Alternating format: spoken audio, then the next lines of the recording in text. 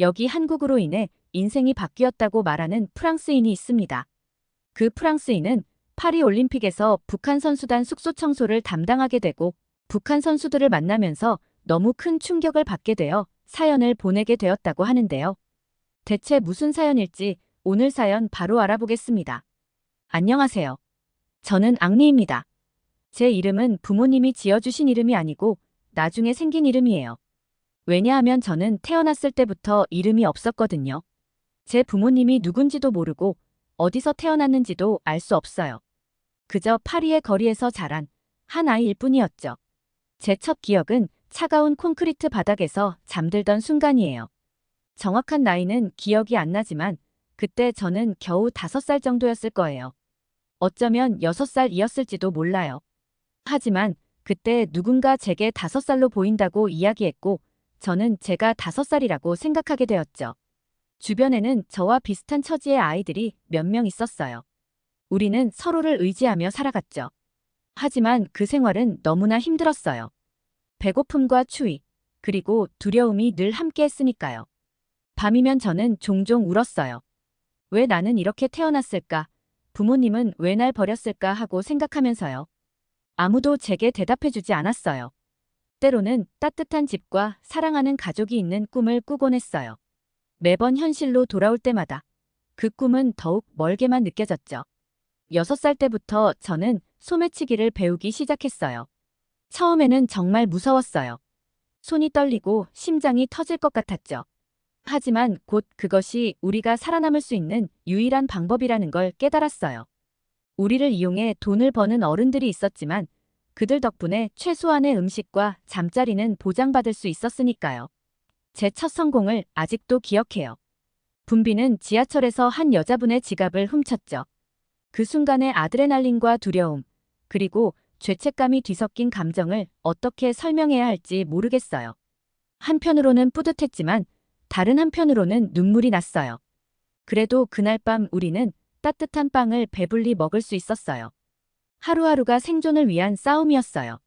경찰을 피해 도망치고 다른 거리의 아이들과 영역 다툼을 하고 때로는 우리를 괴롭히는 어른들로부터 도망쳐야 했죠.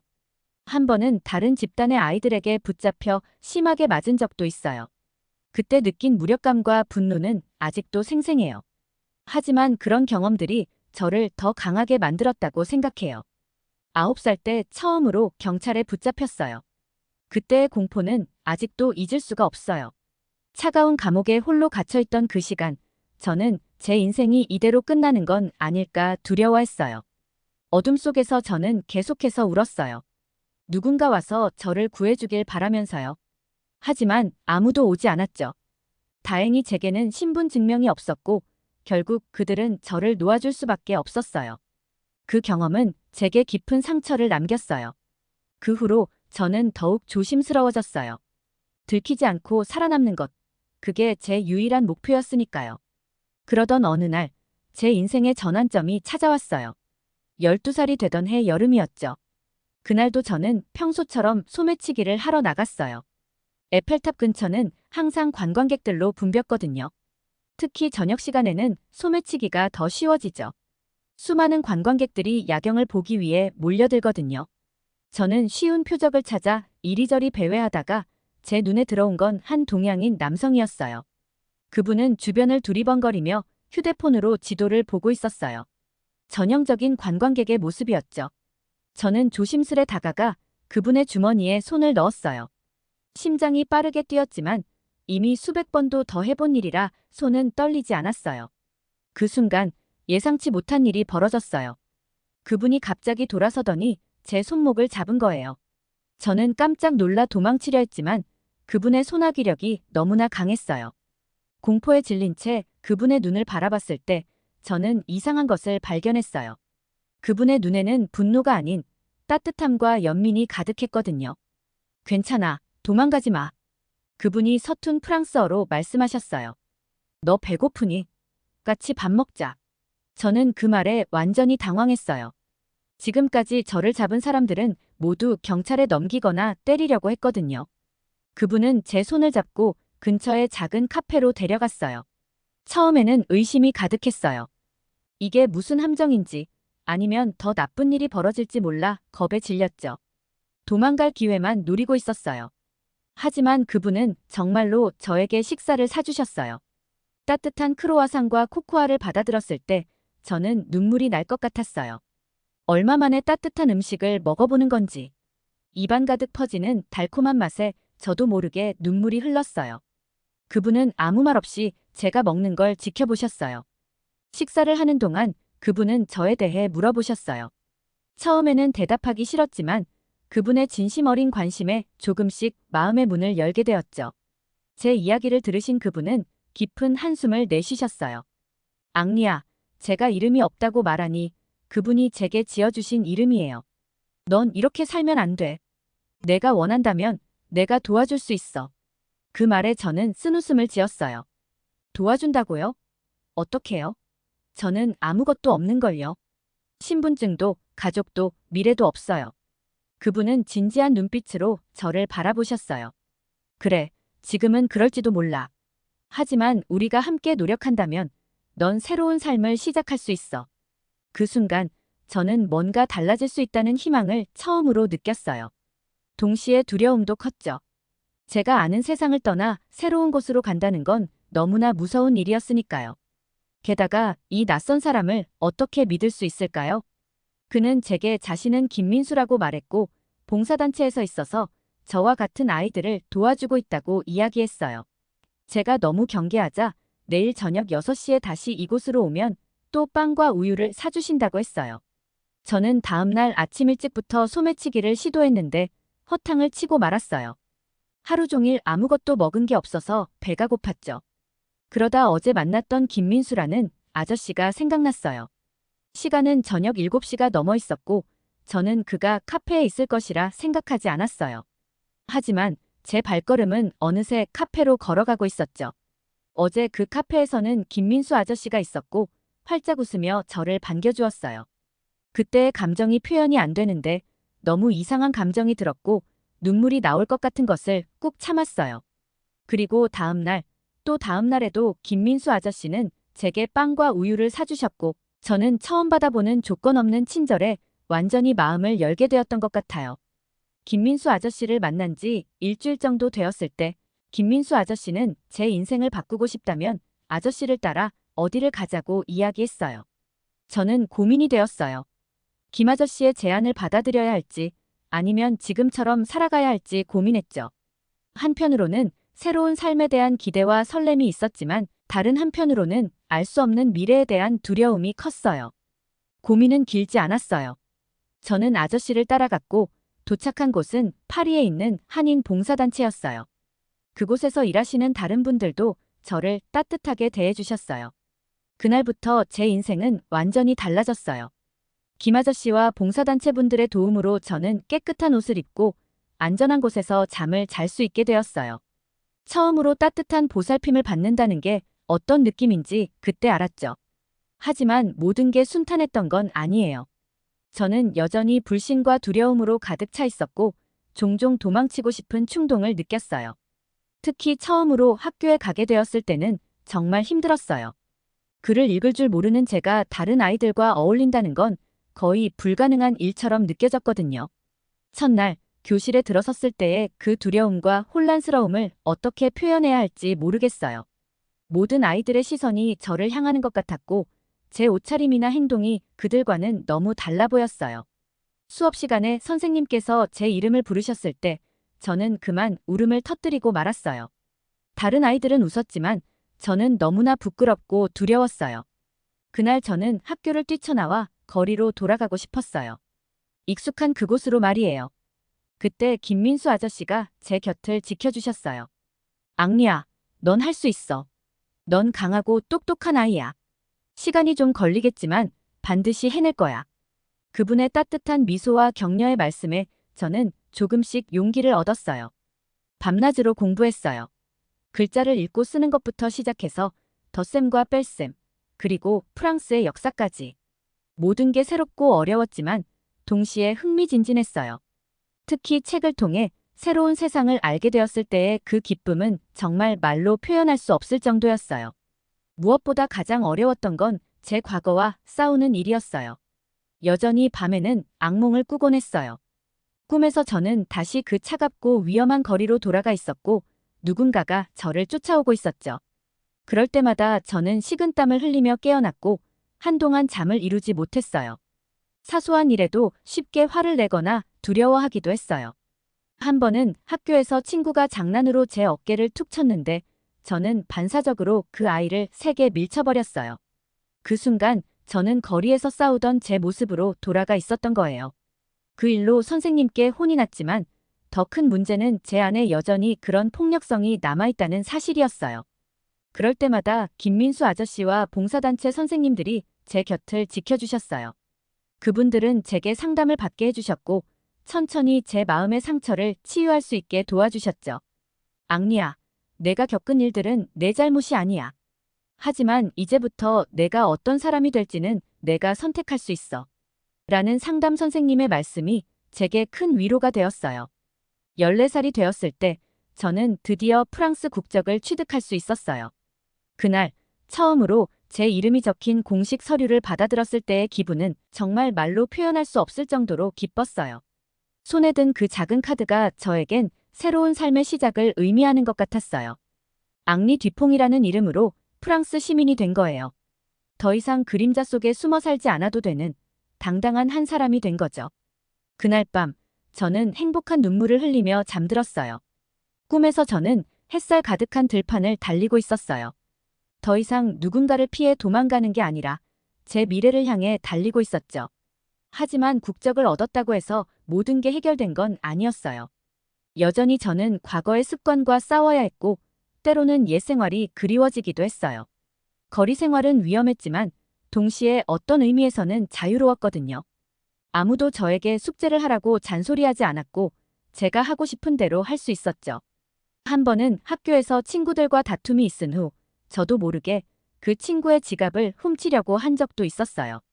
손이 저절로 움직이는 것 같았어요.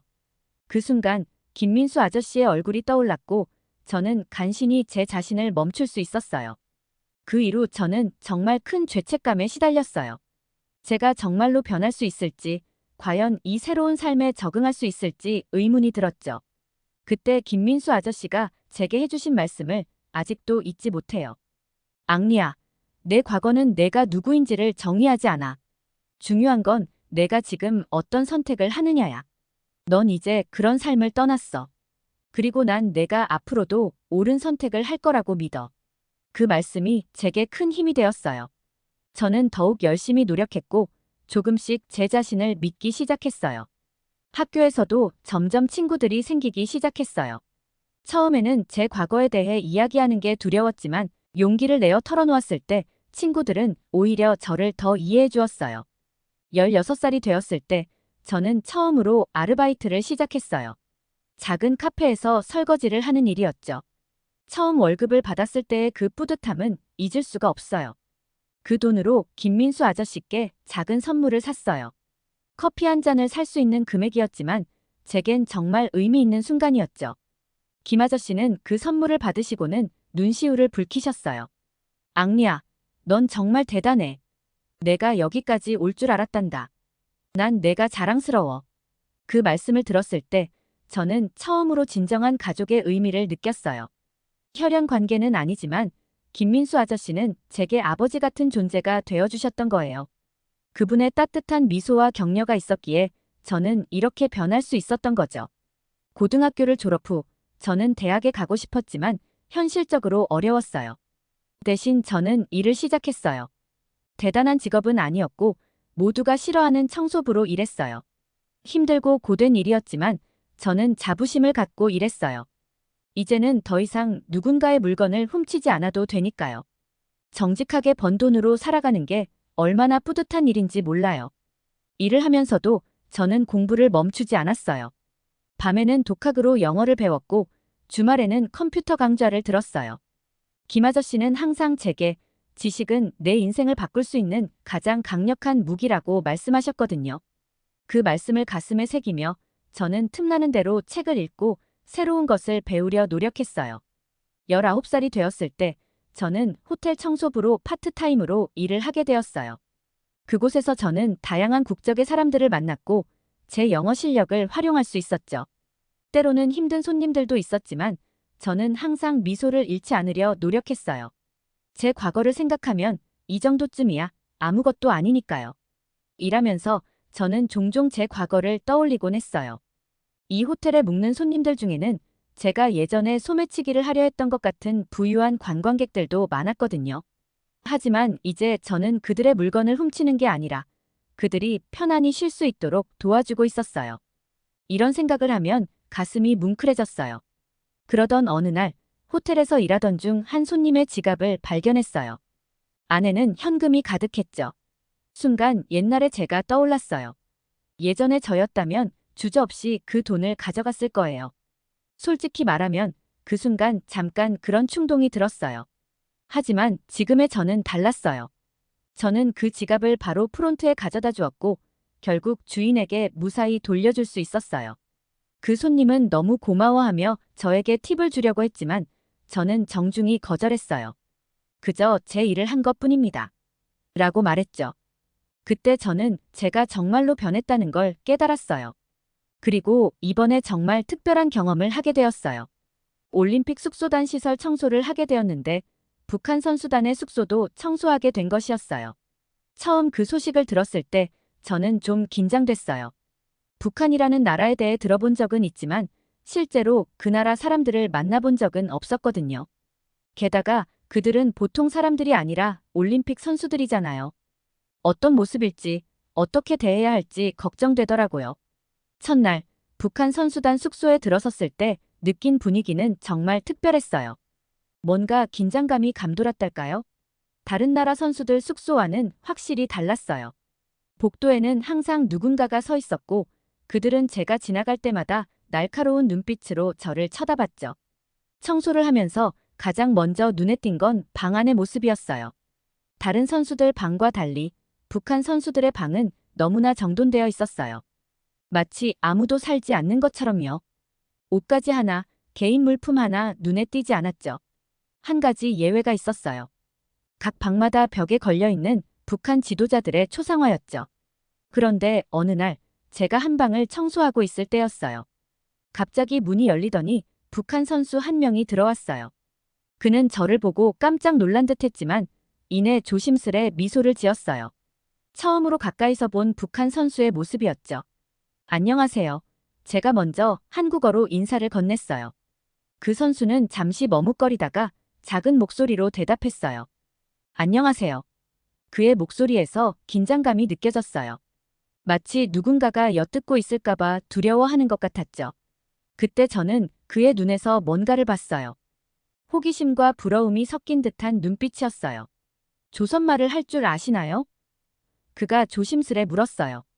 한국인 분들과 오랜 시간 지내면서 조금 한국어를 할 줄 알아요. 제가 대답했어요. 그 순간 그의 눈이 반짝 빛났어요. 마치 무언가를 더 묻고 싶어 하는 것 같았지만 그러지 못하고 있었죠. 그때 복도에서 발소리가 들렸고 그는 황급히 방을 나갔어요.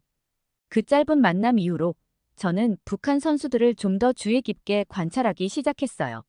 겉으로는 무표정하고 경직되어 보였지만 그들의 눈빛에서 저는 많은 것을 읽을 수 있었어요. 어느 날 제가 청소하고 있을 때였어요. 북한 선수 몇 명이 걸어오는 걸 봤어요. 그들 뒤로 한국 선수들도 걸어오고 있었죠. 서로 대화는 하지 않았는데 북한 선수들의 눈은 계속해서 한국 선수들을 쫓고 있었어요. 특히 한 여자 선수의 모습이 인상적이었어요. 그녀는 한국 선수들의 웃음소리에 살짝 고개를 돌렸다가 옆에 있던 사람의 날카로운 눈빛에 황급히 고개를 돌렸죠. 하지만 엘리베이터에 오르기 전 그녀는 다시 한번 한국 선수들을 힐끗 쳐다봤어요. 그 눈빛에서 저는 깊은 동경과 부러움을 느낄 수 있었어요. 또 다른 날에는 북한 선수 한 명이 몰래 휴대폰을 사용하는 걸 보게 됐어요. 제가 복도 구석을 청소하고 있을 때였는데 그가 주변을 살피더니 재빨리 무언가를 꺼내 들었어요. 가까이서 보니 그건 최신형 스마트폰이었어요. 그는 빠르게 화면을 넘기다가 갑자기 멈췄어요. 제가 그의 표정을 볼 수 있었는데 그의 눈에는 놀라움과 부러움이 가득했어요. 나중에 알게 된 사실이지만 그들에게 올림픽 에디션 스마트폰이 제공되었다고 해요. 하지만 대부분의 선수들은 그걸 오래 사용하지 못하고 결국 압수당했다고 하더라고요. 훈련장에서도 흥미로운 장면들이 있었어요. 북한 선수들은 대부분 따로 훈련을 했지만 가끔 다른 나라 선수들과 마주치는 경우가 있었죠. 한 번은 북한 선수 한 명이 한국 선수와 우연히 마주쳤어요. 그들은 잠시 서로를 바라보다가 북한 선수가 먼저 고개를 숙여 인사를 했어요. 한국 선수는 밝게 웃으며 안녕하세요 라고 인사했죠. 북한 선수의 얼굴에 잠시 미소가 번졌어요. 하지만 곧 주변을 살피더니 빠르게 자리를 떠났어요. 그 순간 저는 그 선수의 마음속에서 일어나는 갈등을 느낄 수 있었어요. 같은 민족에 대한 반가움과 동시에 누군가에게 들킬까봐 두려워하는 마음이 보였거든요. 어느 날 저녁, 제가 늦게까지 일하고 있을 때였어요. 북한 선수 한 명이 혼자 방에 돌아오는 걸 봤어요. 그는 피곤해 보였지만 동시에 뭔가 들뜬 것 같았어요. 그가 방에 들어가고 잠시 후 저는 방 안에서 작은 소리가 들리는 걸 느꼈어요. 호기심에 문 가까이 다가가 보니 그 소리의 정체를 알 수 있었어요. 그건 한국 드라마였어요. 아주 작은 소리로 틀어놓은 것이었죠. 문틈 사이로 그의 모습이 살짝 보였는데 그의 얼굴에는 환한 미소가 있었고 마치 다른 세상에 있는 것처럼 행복해 보였어요. 그 순간도 잠시 복도 끝에서 발소리가 들리자 그는 재빨리 껐어요. 그리고는 마치 아무 일도 없었다는 듯이 침대에 앉았죠. 그 모습을 보며 저는 가슴이 아팠어요. 자유롭게 좋아하는 드라마를 시청하는 것조차 허락되지 않는 그들의 현실이 너무나 안타까웠거든요. 북한 선수들이 파리에 오고 일주일 정도 되었을 때 선수들의 행동에 미묘한 변화가 생기기 시작했어요. 처음에는 매우 경직되어 있던 그들의 태도가 조금씩 풀어지는 것 같았어요. 물론 여전히 매우 조심스러웠지만 가끔 다른 나라 선수들과 눈인사를 나누거나 살짝 미소를 짓는 모습을 볼 수 있었죠. 한 번은 북한 여자 선수 한 명이 몰래 저에게 다가와 말을 걸었어요. 저기, 혹시 한국어를 할 줄 아세요? 그녀가 조심스럽게 물었어요. 네, 조금 할 수 있어요. 제가 대답했어요. 한국에 대해 더 알고 싶어요. 그들의 일상생활은 어떤지, 정말 우리가 듣는 것처럼 풍요롭고 자유로운 건지. 그녀의 목소리에는 간절함이 묻어 있었어요. 저는 최대한 객관적으로 제가 알고 있는 한국의 모습을 설명해 주려 노력했어요. 그녀는 눈을 반짝이며 듣다가 누군가 오는 소리에 급히 자리를 떠났죠. 그 짧은 대화 동안 그녀의 눈에서 보였던 호기심과 갈망을 저는 잊을 수 없을 것 같아요. 한 선수는 경기에서 패배한 후 숙소로 돌아와 엉엉 울고 있었어요. 제가 청소하러 들어갔을 때 그는 창밖을 바라보며 중얼거렸어요. 난 이제 어떻게 되는 걸까? 탄광에 보내지는 건 아니겠지. 그 말을 듣고 저는 가슴이 철렁 내려앉는 걸 느꼈어요. 단순히 경기의 승패를 넘어서 그들에겐 그것이 인생을 좌우하는 중요한 문제였던 거예요. 며칠 후 저는 우연히 북한 코치진들의 대화를 엿듣게 되었어요. 그들은 선수들의 동태에 대해 이야기하고 있었죠. 최근 일부 선수들의 행동이 이상해.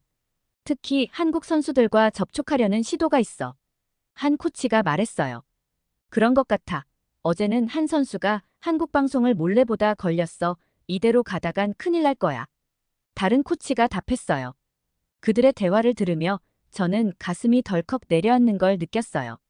북한 선수들이 겪고 있는 내면의 갈등과 억압이 얼마나 심각한지를 실감할 수 있었거든요. 제가 본 그들의 호기심 어린 눈빛, 몰래 즐기던 자유로운 순간들이 모두 위험에 처할 수 있다는 생각에 마음이 아팠어요. 그 후로 저는 더욱 조심스럽게 그들을 관찰하게 됐어요.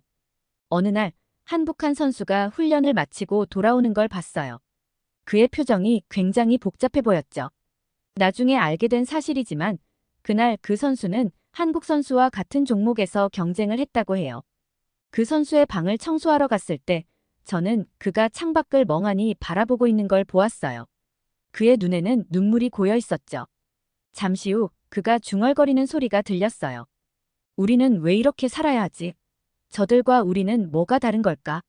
그 말을 듣고 저는 슬픈 감정을 느꼈어요. 그의 목소리에 담긴 고통과 혼란을 느낄 수 있었거든요. 저도 모르게 그에게 다가가 위로의 말을 건네고 싶었지만 그럴 수 없다는 게 너무나 안타까웠어요. 다음 날 북한 선수단 숙소에서 갑자기 소란이 일어났어요. 코치들과 관리자들이 분주히 돌아다니며 뭔가를 찾고 있었죠. 나중에 알게 된 사실이지만 한 선수가 잠시 사라졌다가 돌아온 모양이에요. 그들의 긴장된 표정과 날카로운 목소리를 보며 저는 그 선수가 얼마나 큰 위험에 처했을지 생각하니 아찔했어요. 저는 한 선수와 짧지만 의미 있는 대화를 나눌 수 있었어요. 그는 주변을 살피더니 저에게 조용히 말을 걸었어요. 여기서의 시간이 정말 행복해요. 이렇게 자유롭고 풍요로운 세상이 있다는 걸 알게 되어서요. 하지만 동시에 너무 괴로워요. 우리나라로 돌아가면 다시 모든 걸 잊어야 하니까요. 한국 선수들은 한국에 돌아가면 이곳보다 더 깨끗하고 넓은 방, 부드러운 침대가 있는 환경에서 살겠죠?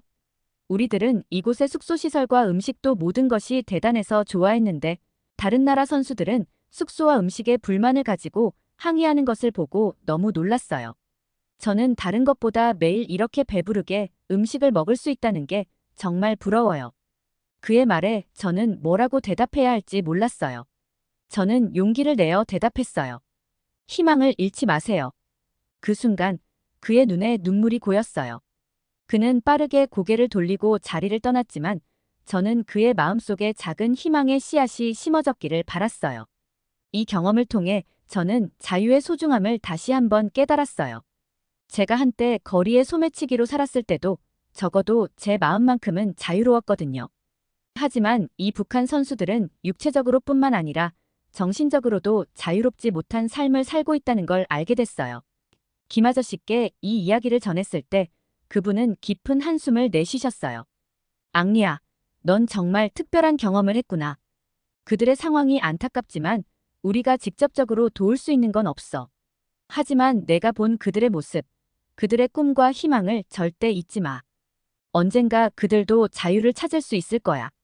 김 아저씨의 말씀을 들으며 저는 제가 해야 할 일이 무엇인지 깨달았어요. 비록 지금 당장 그들을 도울 순 없지만 그들의 이야기를 기억하고 전하는 것.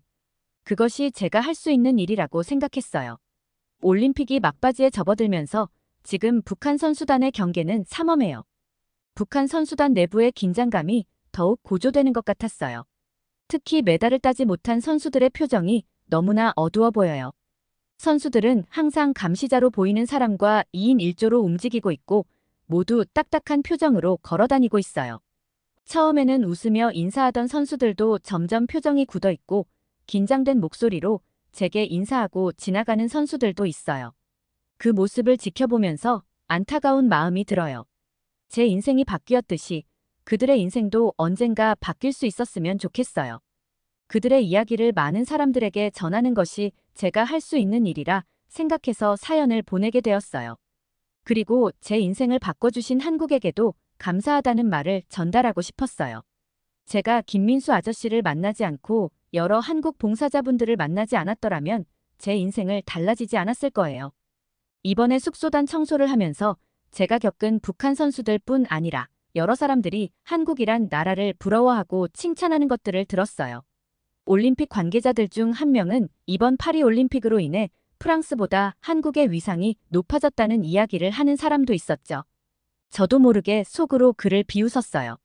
제가 만난 한국인들만 보더라도 한국은 파리 올림픽이 아니어도 프랑스보다 더 대단한 나라가 분명해요. 저도 제가 만난 한국인분들을 본받아서 많은 사람들을 도우면서 살겠습니다. 정말 고맙습니다. 사연 보내주신 앙리님 감사합니다. 앙리님이 항상 행복한 삶을 사시길 응원합니다. 오늘 사연이 재미있으셨다면 구독과 좋아요, 알림 설정까지 부탁드립니다. 더 재미있는 사연으로 돌아오겠습니다. 이상 감동탐험이었습니다.